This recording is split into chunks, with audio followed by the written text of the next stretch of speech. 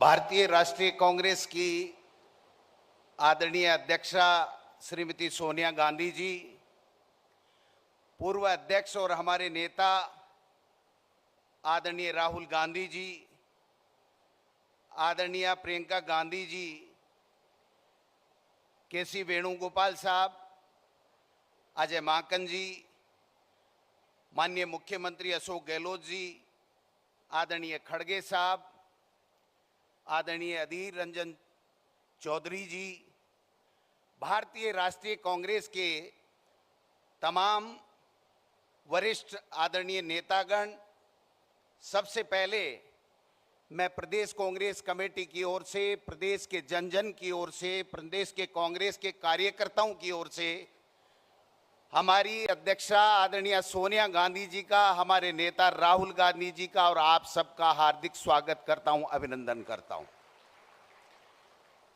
हमारा सौभाग्य है कि सोनिया गांधी जी और राहुल गांधी जी ने पहले मोदी सरकार के खिलाफ महंगाई हटाओ की जो रैली, राष्ट्रीय रैली थी, उसकी मेजबानी का मौका दिया। आज हमारे लिए ऐतिहासिक दिन है। हम सबका सौभाग्य है कि राजस्थान में भारतीय राष्ट्रीय कांग्रेस का ये नव संकल्प शिविर आयोजन करने की अनुमति देकर के हमें अनुग्रहित किया है। मैं इनके लिए आदरणीय सोनिया गांधी जी का, राहुल गांधी जी का और तमाम कांग्रेस आला कमान का हार्दिक स्वागत करता हूं, धन्यवाद देना चाहता हूं। ये जो मेवाड़ की धरती है, ये संघर्ष, त्याग, तपस्या और बलिदान की धरती है। इसके ऊपर उदयपुर में झीलों की नगरी में आप सब पधारे, ये हमारा सौभाग्य है। कांग्रेस का इतिहास भी त्याग, तपस्या, संघर्ष और बलिदान का रहा है, मैं समझता हूं। इसलिए ये और ज्यादा प्रासंगिक हो जाता है कि यहाँ के नव संकल्प शिविर से हम जो संकल्प कांग्रेस के नेता और कार्यकर्ता लेकर के जाएंगे, मैं समझता हूं एक नई ऊर्जा का संचार होगा और हम वो संघर्ष, उन ताकतों के खिलाफ निडरता के साथ में, जिन ताकतों ने आज देश में सामाजिक समरसता और धर्मनिरपेक्षता का गला घोंट रखा है, हमारे नेता राहुल गांधी जी जिस निडरता के साथ में, जिस बेबाकी के साथ में जो उनका संघर्ष है, हम सब कांग्रेस के लोगों के लिए प्रेरणास्पद है। आदरणीय सोनिया गांधी जी की त्याग की जो प्रेरणा है हम सब के कांग्रेस के लोगों में, इससे बढ़िया कोई उदाहरण इस देश में नहीं मिल सकता जो सोनिया गांधी जी के त्याग का उदाहरण हमारे कांग्रेस के लोगों के लिए है। मैं ज्यादा लंबी चौड़ी बात नहीं करूंगा।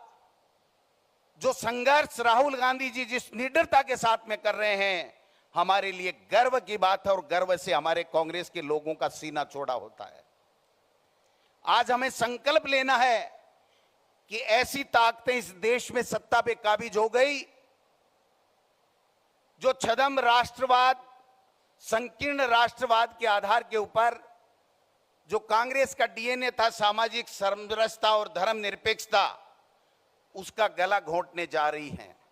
इस छद्म राष्ट्रवाद के आधार के ऊपर वो सामाजिक समरसता का जो ताना बाना कांग्रेस ने सैकड़ों सालों से बुन के रखा है, उस भाईचारे को समाप्त करने के ऊपर तुले हुए हैं। मैं कहना चाहता हूं कि राहुल गांधी जी जिस प्रकार से मोदी जी और मोदी जी की सरकार को घेरने का काम करते हैं, जब राहुल गांधी जी बोलते हैं तो कांग्रेस के तमाम कार्यकर्ताओं, नेताओं को खून खौल उठता है कि हां, ये हमारा नेता है, जिस बेबाकी के साथ में, जिस निडरता के साथ में कहता है। मैं समझता हूं ये जो लोकतंत्र की हत्या करने के लिए जो धर्म के आधार के ऊपर बांटने वाला तेजाब हमारे राष्ट्र की बुनियाद के अंदर जो डाल रहे हैं, उनसे सावधान रहने की जरूरत है। एक नया संकल्प लेने की आवश्यकता है। मैं राहुल गांधी जी इतना ही कह सकता हूं, कांग्रेस पार्टी राजस्थान में सोनिया गांधी जी और आपके नेतृत्व में एकजुट है। 2023 में आपके आशीर्वाद से कांग्रेस की सरकार बनी। कांग्रेस के कार्यकर्ताओं का खून और पसीना इस राजस्थान की सरकार बनाने में आपके नेतृत्व में बहा था। मैं पुनः विश्वास दिलाना चाहता हूं इस मेवाड़ की धरती के ऊपर, राजस्थान की वीरों और संतों की भूमि के ऊपर, कि आपके नेतृत्व में हम ईंट से ईंट बजा देंगे, लेकिन इन फासिस्ट प्रवृत्ति के लोगों से न कभी झुकेंगे न कभी डरेंगे। हम उस कांग्रेस के सिपाही हैं जिसने हमेशा स्वाभिमान की लड़ी है। हम उस कांग्रेस के सिपाही हैं जिसने इंदिरा गांधी जी और राजीव गांधी जी का बलिदान इस देश को एक और अखंड रखने के लिए दिया है। मैं समझता हूं ये नया संकल्प हम सब के लिए, आज ये पूरी राष्ट्र की कांग्रेस एक है। आप सबके नेतृत्व में सोनिया गांधी जी और राहुल गांधी जी, हम सब संकल्प लेते हैं कि यहां से जो नया संचार इस कांग्रेस में होगा, ईंट से ईंट बजा देंगे। इन लोगों से चाहे कितना ईडी सीबीआई कर लें, डरने वाले नहीं है, घबराने वाले नहीं है। आपके नेतृत्व में 2024 में हम इस मोदी सरकार का सुपड़ा साफ करके रहेंगे और यूपीए सरकार का कब्जा करेंगे। बहुत बहुत धन्यवाद। कोई कमी रह गई हो तो माफ करना, हम नए नए लोग हैं। माननीय मुख्यमंत्री जी का आशीर्वाद और इनका अनुभव है जिसके कारण से हम सब ये संभव कर पाए हैं। इसलिए थोड़ा सा अगर कोई कमी रह गई हो तो मैं राजस्थानी में कहूँ, माने माफ कर जो अगर कोई कमी रह गई है तो। बहुत बहुत धन्यवाद। जय हिंद, जय भारत। मैं अनुरोध करूंगा, रघुवीर मीना जी कांग्रेस कार्य कमेटी के सदस्य हैं, प्रियंका गांधी जी का रघुवीर मीना जी स्वागत करेंगे।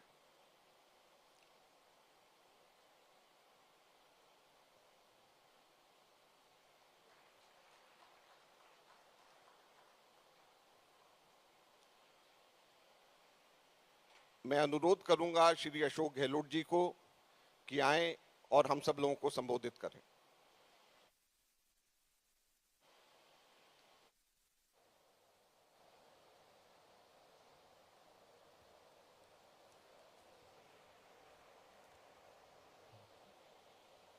परम श्रद्धेय सोनिया गांधी जी,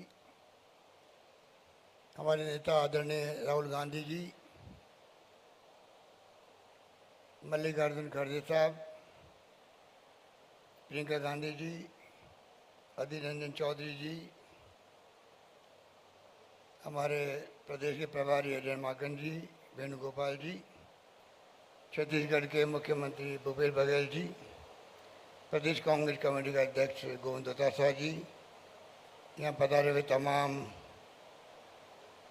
CWC के माननीय सदस्यगण, पूर्व मुख्यमंत्रीगण, पूर्व केंद्रीय मंत्रीगण, पूर्व प्रदेश के अध्यक्षगण, AIC के तमाम पदाधिकारीगण, शेबी लीडर्स, प्रदेश अध्यक्षगण, अग्रिम संगठनों के तमाम हमारे साथीगण, मेरे प्यारे युवा साथियों, भाइयों और बहनों, नौजवान साथियों,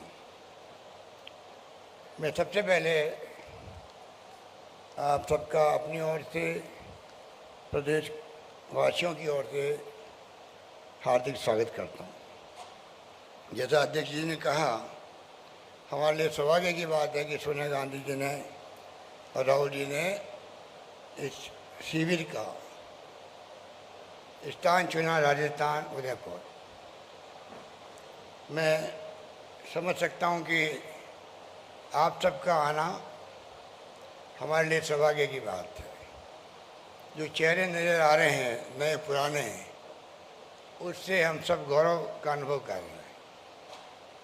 एक नई शुरुआत देश की राजनीति में होने जा रही है। ऐसे वक्त में जब कोई नहीं जानता कि देश किस दिशा में जा रहा है और किस दिशा में जाएगा, क्या संविधान की धज्जियां उड़ रही हो, लोकतंत्र खतरे में हो, जुडिशरी दबाव में हो, सीबीआई, इनकम टैक्स, ईडी का दुरुपयोग हो रहा हो, क्या नहीं हो रहा है, कुछ सुनने वाला नहीं, कुछ समझने वाला नहीं, किसी को आवाम से भय भी नहीं है। हमारे वक्त में हर वक्त कांग्रेस के नेतृत्व लोग क्या कहेंगे उसके आधार पर लोकतंत्र की भावनाओं की कदर करते फैसले करते थे। कई मुख्यमंत्री होंगे, कई केंद्रीय मंत्री इस्तीफे हो गए। इनके लिए कोई मायने नहीं रखता है लोकतंत्र। कुछ भी आरोप लगा दीजिए, कितनी संघर्ष कर रही जनता, इनको परवाह नहीं है। ऐसे फासिस्टी लोग धर्म के नाम पे काबिल हो गए देश के अंदर, जो आसान काम है। विचारधारा की लड़ाई अलग है, पर धर्म जाति ऐसी चीज़ है कि आप भड़का सकते हो, दंगे भी, हिंसा कर सकते हो रहा है देश के अंदर। राजस्थान तो टारगेट नंबर 1 अब, जहाँ जहाँ चुनाव आते हैं वहाँ वहाँ ये टारगेट बना लेते हैं। दंगों का, सीबीआई, इनकम टैक्स, ईडी के छापों का आप देख रहे हो। इनके लोग दूध के धुले हुए हैं, कहीं छापा नहीं पड़ेगा इनकम टैक्स का, ईडी का, सीबीआई का। कितने लोग जेलों में बंद है कोई सोच नहीं सकता, हमें मालूम ही नहीं है। जिग्नेश मेवानी एक एमएलए 2500 किलोमीटर ले आ करके उनको आप कैद कर दो, बेल हो तो वापस उसके ऊपर आरोप लगा के वापस जेल भेज दो। ये अपना में उदाहरण है एक। बाकी ऐसी घटना कितनी हो रही है साहित्यकारों के ऊपर, पत्रकारों पर, लेखकों पर, कोई सोच नहीं सकता है। आर्टिकल लिखते लिखते थक गए हैं कई साहित्यकार, लेखक। तो ये हालात बन गए। तनाव का माहौल है, हिंसा का माहौल है देश के अंदर। सोनिया गांधी जी सहित 13 विपक्षी पार्टियों ने अपील करी प्रधानमंत्री से, आप प्रधानमंत्री हो, देश में तनाव है, शांति का माहौल है, आप अपील कीजिए शांति की। वो नैतिक साथ नहीं जुटा पा रहे हैं। नैतिक साथ है ही नहीं तो क्या जुटाएंगे। इन हालातों में देश चल रहा है। इसलिए मैं इस मौके पर, ये बहुत मुबारक मौका हमारे लिए इसलिए है, 3 दिन तक हम लोग तमाम वरिष्ठ लोग बैठे अपने अनुभव का लाभ देंगे। नौजवान पीढ़ी के लोग आए हैं, वो अपने फ्यूचर को देख करके कांग्रेस की नीतियाँ, उसके कार्यक्रमों के सिद्धांत जो महात्मा गांधी, पंडित नेहरू, सरदार पटेल, मौलाना अबुल कलाम आज़ाद के वक्त के हैं, अमेरिका के वक्त का संविधान है, दुनिया लोहा मानती है। आज देश कहाँ के कहाँ पहुँच गया आज़ादी के बाद में 70 साल के अंदर। इनको शर्म ही नहीं आती कहते हुए कांग्रेस ने 70 साल में क्या किया। इतनी बेशर्मी से बोलते हैं, पूरा देश सुन रहा है। कांग्रेस मुक्त भारत में ला देंगे। मैं कई बार कहता हूँ कांग्रेस मुक्त तो कभी होगी नहीं। कांग्रेस का इतिहास, उसके कार्यक्रमों के सिद्धांत देश के डीएनए की तरह है। सोनिया गांधी के नेतृत्व में जिस रूप में हमने देखा है यूपीए गवर्नमेंट को, ऐतिहासिक फैसले किए उन्होंने भी। पहली बार अधिकार दिया गया लोकसभा के कानून बना करके, चाहे सूचना का हो, चाहे नरेगा का हो, चाहे फूड सिक्योरिटी का हो, चाहे एजुकेशन का हो। इतिहास में दर्ज है। हमारी खाली कमजोरी है कि हम काम करते हैं, मार्केटिंग नहीं करते हैं। और ये इतने झूठे फरेबी लोग हैं, काम कुछ नहीं करते हैं। कभी गुजरात मॉडल की बात कर लेते हैं। ये आरएसएस और बीजेपी के जो फासिस्ट तत्व हैं, इनका काम यही है। इसलिए मैं लंबी बात नहीं करता हुआ, मैं मुबारक मौके पर सोनिया जी का, राहुल जी का, आप सबका मैं हार्दिक स्वागत करता हूँ।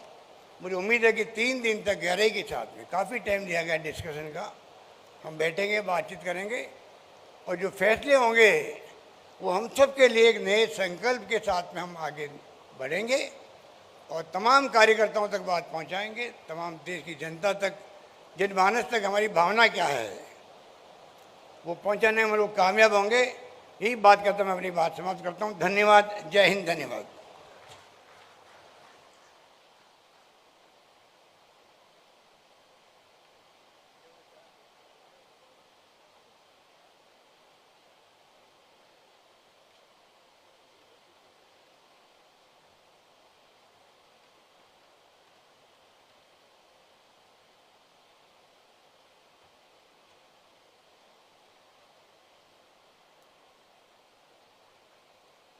साथियों, इससे पहले कि मैं कांग्रेस अध्यक्षा को यहां पर आमंत्रित करूं, 3-4 छोटी छोटी हाउसकीपिंग अनाउंसमेंट्स यहां पे करना है। एक तो जैसे मैंने शुरू में कहा कि 3 बजे और आप लोगों को जो कार्यक्रम भी बांटा गया है, 3 बजे यहाँ से हम लोगों के सब्जेक्ट स्पेसिफिक मीटिंग शुरू हो जाएंगी। और आप सभी साथियों से अनुरोध है कि आप लोगों के जो सब्जेक्ट्स जिस को अलॉट करे गए हैं, वही सब्जेक्ट्स की आप लोगों को उसी मीटिंग हॉल के अंदर जाना है। और साथ साथ में मोबाइल फोन को बाहर रखने के लिए व्यवस्था करी गई है, तो मीटिंग से पहले कृपया मोबाइल फोन्स अपने आप लोग सब लोग बाहर रखें। मोबाइल फोन्स आप सबके सब लोग बाहर रखें। और रात का डिनर 8 बजे अरावली लॉन्च के अंदर होगा और आप लोग समय के ऊपर अपना कार्यक्रम खत्म करके अरावली लॉन्च में डिनर 8 बजे और एक बहुत अच्छा शानदार कल्चरल प्रोग्राम भी राजस्थान के तरफ से रखा गया है। और आखिरी बात यह है कि कोई भी डेलीगेट के अलावा यहाँ पर इस परिसर के अंदर कोई व्यक्ति ना रहे। स्टाफ भी या और जो दूसरे साथी यहाँ पर हैं, उन सब लोगों से अनुरोध है कि सब लोगों के लिए और व्यवस्था इस कॉम्प्लेक्स के बाहर रखी गई है, वहां पर जाकर के आप सबके सब लोग आप लोग वहां पर बैठ सकते हैं। So I would like to repeat all the 5 points in English now.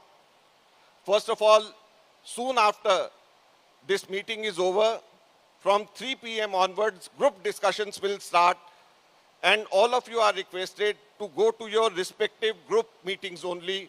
Everyone has been allocated a specific group. Please stick to your own group which you represent. Another important thing is, we request you to keep your mobile phones outside the meeting rooms.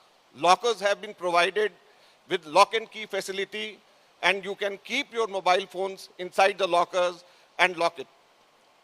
Dinner would be at 8 p.m. at Aravali Lawns, and before the dinner a small cultural program is being presented over there, so we request you to be present on time at 8 p.m. for the cultural program and the dinner.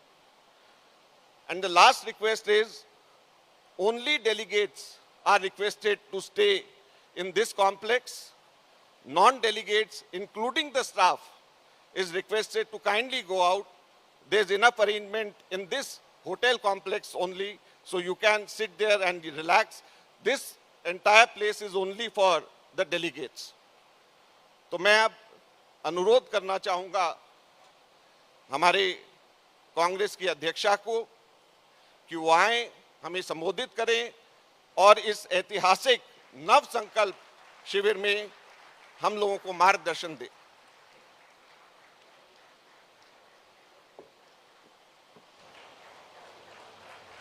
सबसे अनुरोध है जोरदार तालियां बजा करके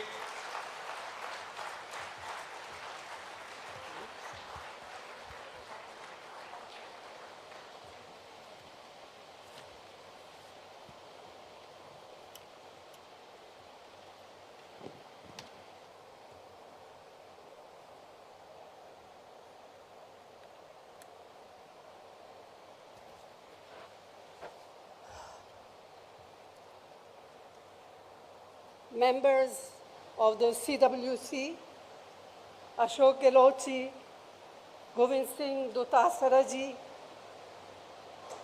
friends and colleagues who have come from different parts of the country, I would like to add my welcome to you too.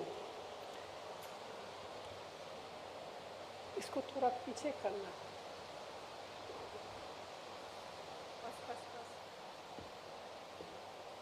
Our Chintan Shivir in this historic city with such a glorious heritage has as its theme Nav Sankalp. It gives us an opportunity to discuss amongst ourselves the numerous challenges that the country is facing as a result of the policies of the BJP and of the RSS and its affiliates. It is also an occasion to deliberate on the many tasks ahead of us. So it is both a chintan about national issues, and a meaningful Atma Chintan about our party organization. I am well aware that many of our colleagues wanted to be here with us, but we had to limit participation for a variety of reasons. But I'm sure they will understand. And not being here does not in any way devalue the role they are playing in our organization. Friends, by now it has become abundantly and most painfully clear what Prime Minister Modi and his colleagues really mean by their frequently repeated slogan, maximum governance, minimum government. It means keeping the country in a state of permanent polarization, compelling people to live in a constant state of fear and insecurity. It means viciously targeting, victimizing, and often brutalizing minorities who are an integral part of our society and are equal citizens of our republic. It means using our society's age-old pluralities to divide us and subverting the carefully nurtured idea of unity in diversity. It means threatening and intimidating political opponents, maligning their reputation, jailing them on flimsy pretext, misusing investigative agencies against them. It means eroding the independence and professionalism of all institutions of democracy. It means the wholesale reinvention of history, the constant denigration of our leaders, especially Jawaharlal Nehru, and the systematic moves to distort, deny, and destroy their contributions, their achievements, and their sacrifices. It means glorifying the killers of Mahatma Gandhi and their ideologues. It means the blatant undermining of the principles and provisions of our nation's constitution, of its pillars of justice, liberty, equality, fraternity, and secularism. It means turning a blind eye to continued atrocities across the country on weaker sections, especially Dalits, Adivasis, and women. It means using fear to make the bureaucracy, to make corporate India, to make civil society, and sections of the media fall in line. It means more empty slogans, diversionary tactics, and utter silence on the part of an ever so eloquent Prime Minister when the healing touch is most needed. It is not just the undermining of our long-cherished values embodied in the Constitution that are now at grave risk. The fires of hatred and discord that are being ignited have taken a heavy toll on people, on their lives. This is having serious social consequences, much more serious than we can even imagine. The vast majority of Indians want to live in an atmosphere of peace, of amity and harmony. The BJP, its cohorts and surrogates, want to keep people in a state of perpetual frenzy and conflict. They constantly provoke, instigate, and inflame. We have to combat this growing virus of divisiveness that is being maliciously and mischievously spread. This we must do at all costs.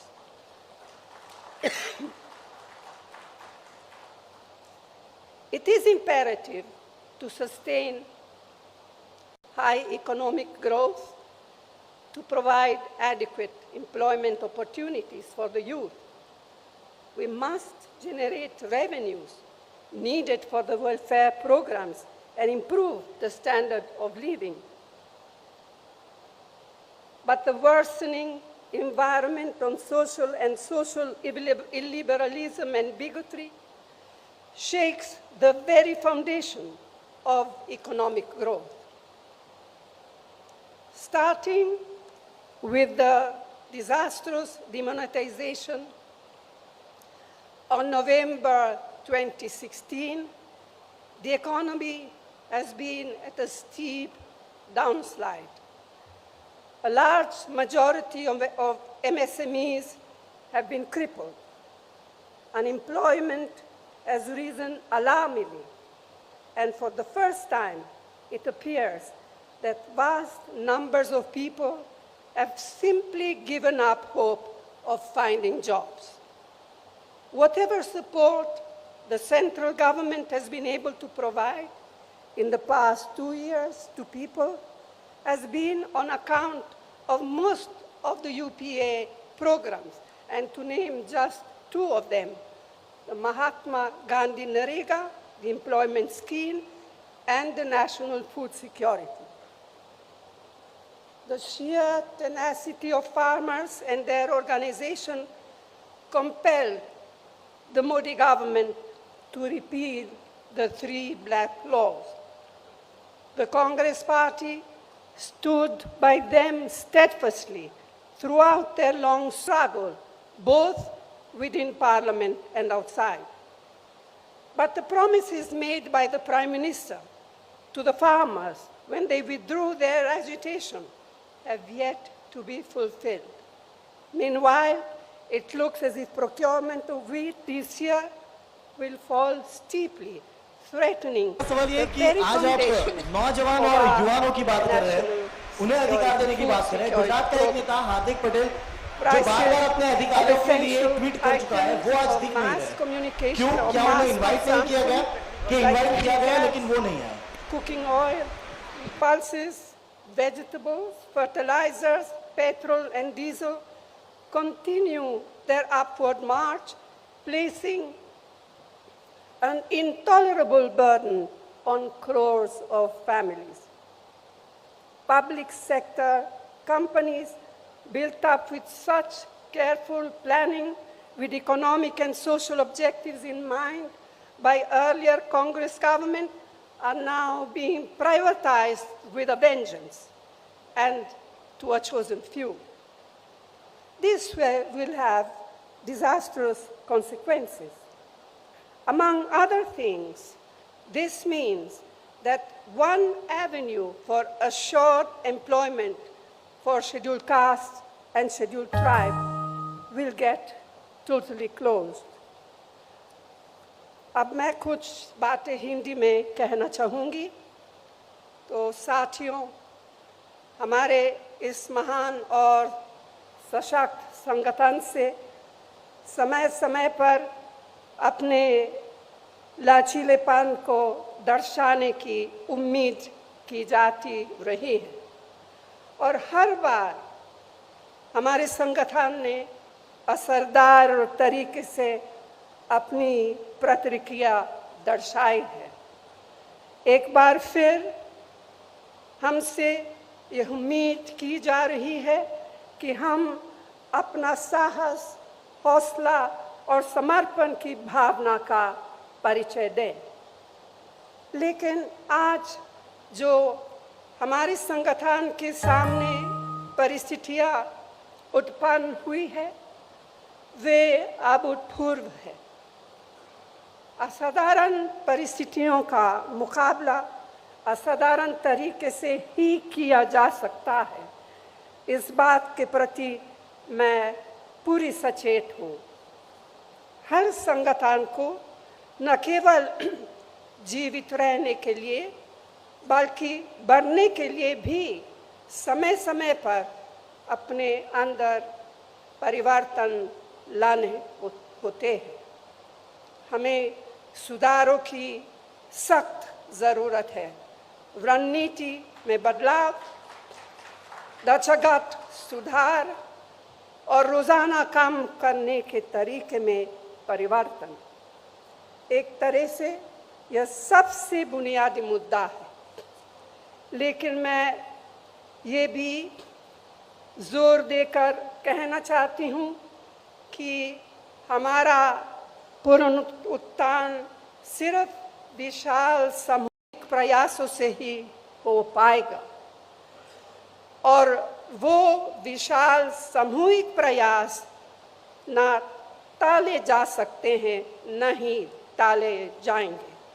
यह शिविर इस लंबे सफर में एक प्रभावशाली कदम है।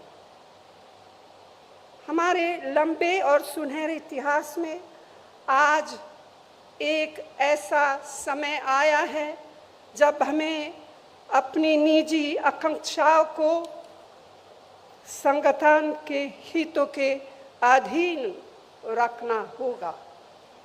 Party ने हम सभी को बहुत कुछ दिया है। अब समय है कर्ज उतारने का। मैं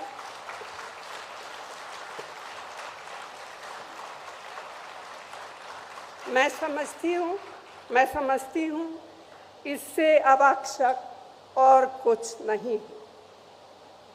तो साथियों, मैं आप सबसे आग्रह करती हूँ कि अपने विचार खोलकर रखें,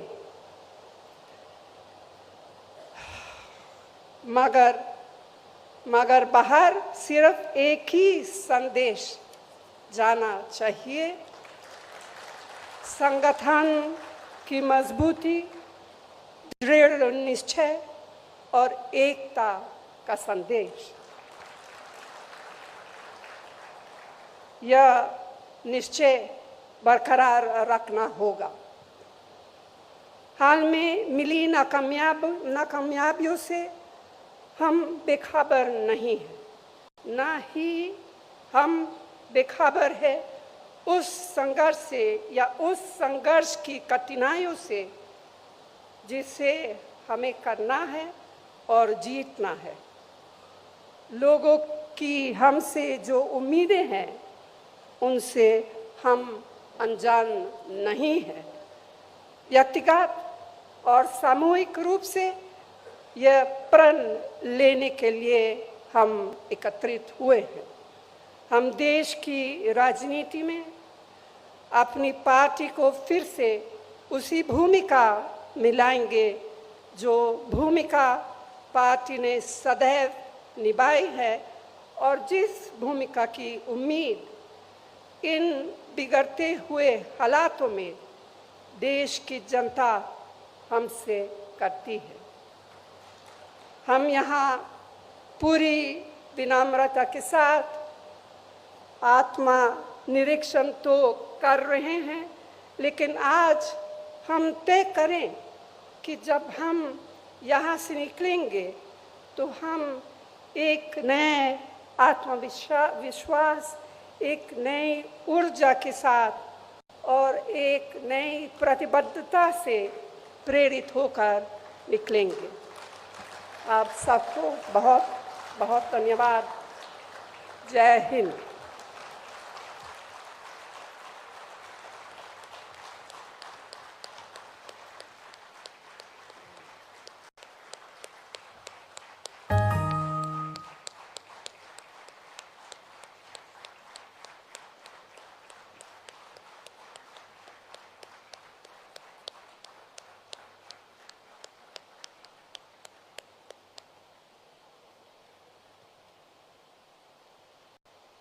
कांग्रेस अध्यक्षा के इस प्रेरणादायक उद्बोधन और मार्गदर्शन के लिए हम सब लोग इनका धन्यवाद करते हैं और हम लोगों को पूरी आशा है कि इस नव संकल्प शिविर से ही हम लोगों का आगे का रास्ता शुरू होगा।